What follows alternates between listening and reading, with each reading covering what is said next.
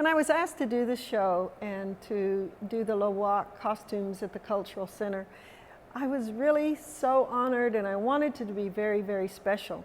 And so I wanted to use copper for my mannequins because there was so much copper here.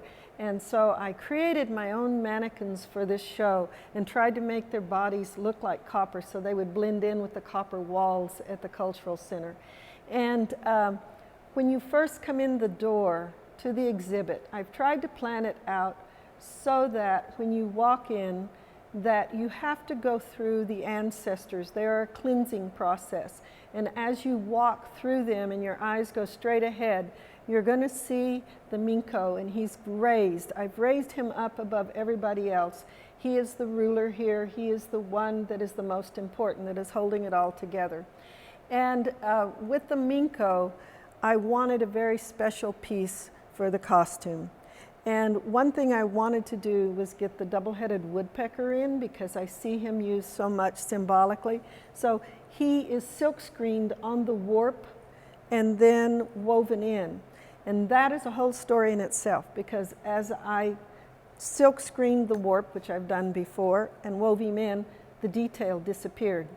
And I kept working on it and working on it. So finally, I wove it, silk screened it, unwove it, wove it back so that the detailing would come in. I still had to go in because there are so many lines in him and come in and do a little bit of hand thing on the top because he has so many, he's so detailed you wouldn't know what he necessarily was.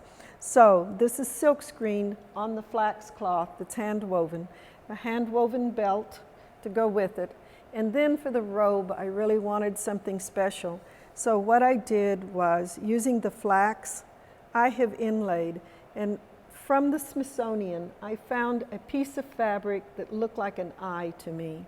And so on the back of his is that eye that I have then elongated and made it into a head. So it is all inlaid into the back of the outfit. But because it's inlaid, you can see it on both sides.